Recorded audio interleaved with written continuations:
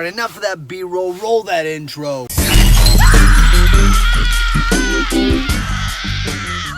Morning, boys and girls. Hey, this is the first video of the day, the 150 video challenge. 5 videos a day. 5 a day. Trying to keep it decent quality filming wise. I stepped it up. I'm using a couple different accessories. I'll make another video about that. But this is the first video of the day. And a lot of people get up, they check their morning feed in YouTube, they check their social media, they check their stocks. And so I just wanted to say, hopefully this pops up on your morning feed. This video is about a more serious topic. Finance, okay? Super serious, super duper. Meet Kevin. He's got like 1 million subscribers. He blew up in 1 year or so on the YouTubes.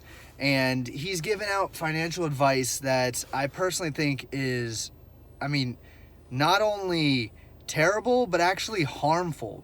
Because a lot of people will try to get themselves into a mortgage or into a property and into a couple different stocks, and they'll lose their money because they panic or because it's just a bad investment and they weren't diversified enough.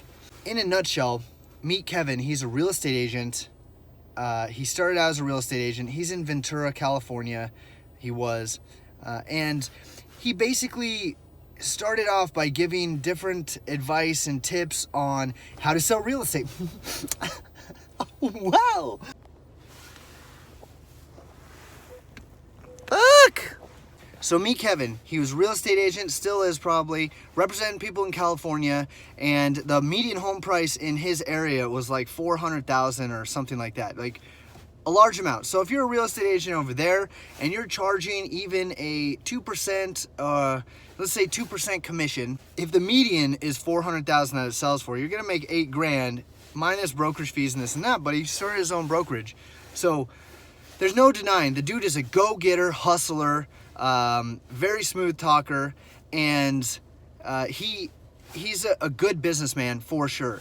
He utilized YouTube to its full potential, teamed up with Graham Stephan, and just did everything he could to market himself as this expert on real estate. He's extremely flamboyant. He's got his colors all over the place, you know. The production quality and the acting is phenomenal. But with that said, I've got to say something about the content. The content is more than subpar. It's egregiously, horrendously, absolutely not good. A lot of his fix and flip videos for houses and stuff are good advice. Like, okay, go get this and this and you know, cheap stuff, keep it on the low price. You don't want to put in a ton of money. That's great advice. But investing in real estate in the first place, other than like house hacking, you buy a house and you're gonna live there and then you rent it out, like a commune basically. If you're not doing that and you're not wealthy, you're making median income or whatever, most of that advice from anyone, Rich Dad, Poor Dad, Robert Kiyosaki, I don't give a shit who's saying it. It's terrible. Why? Because the risk that you take on. Now, risk is not the unknown factors. Risk is something you calculate, okay? You can calculate risk, and it is a guess. It's all a guess. And most of these people don't say that. They're just like, you know, yeah, you can get no money down mortgages and this and that and finance this and get a HELOC on your house and blah, blah, blah, and all these different fancy schmancy things you can do with lending, when at the end of the day, it's just taking a bunch of money, putting it into an extremely risky decision. Why is real estate so risky? Because tenants don't pay all the time, because markets change, and when you fix and flip, you're always under budgeting, so you always go over budget. Every single person I've known to fix and flip real estate has gone over budget some amount. A lot of times it gets really dangerous when you go over budget and then your market drops or something happens that you didn't foresee or calculate the risk, and those are known as the uncertainty of the deal. So uncertainty, you can't calculate. It's uncertain, all right? Risk is a measure based on historical stuff that you try to calculate. That goes with any investment. That's why I am the biggest fan of not spending money that you need or leveraging yourself to your eyeballs in investing. Okay? When you want to invest money that you would spend otherwise. You know, if you're a big saver and you don't spend anything, then just invest a chunk that you're okay to lose. And when I say that, I mean, say you have $5,000 coming in a month, and that's after tax, 25 to 30% of that. So if you're spending $1,500 a month on garbage, let's say, okay, instead of that, put $1,500 a month into some extremely diversified thing, like open up a Wealthfront account and do a risk profile of 4 or something. You know, it's diversified. It's got stocks, bonds, tons of different markets, global market index funds. They use stock index funds, ETFs and stuff, not just individual stocks. Okay, so that brings me to my second point. Meet Kevin. Always talks about his stock portfolio and he laughs. He's like, okay, look at this.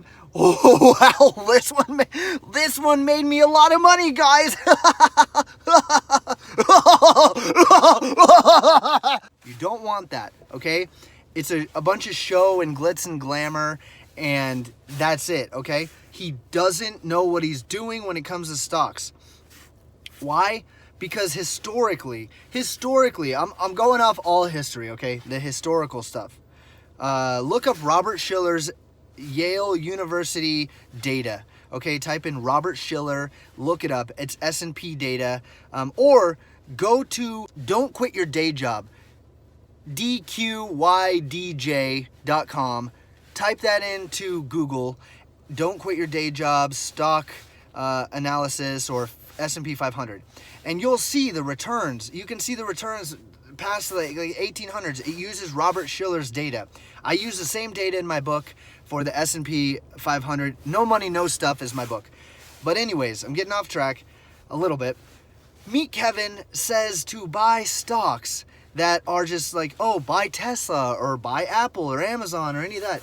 And those stocks have performed amazingly well. But if you look over history, a lot of companies come and go. A lot of companies have scandals and shit happens. Remember Chipotle? Remember them? You probably might still eat there, but that shit tanked after they had an E. coli issue or something like that. And it's like, it wiped out a lot of people who were invested heavily into one stock, Chipotle. So how do you fix that? You diversify, all right? I'm no king of investing, but everything I try to do in life is based on literature. It's called abductive reasoning. You try to reason to what's available to you, the available knowledge. And if Meet Kevin is the only knowledge and available information that you're putting in your brain, you're fucking yourself. It doesn't take a genius to see that diversification is the way to go. I'm gonna link a video in the description by this guy, Ben Felix from PWL Capital. This guy's the man. He needs to have 1 million subscribers. Please subscribe to his channel, okay? The guy's awesome. All right, that's it for this video. Have a good one. Bye.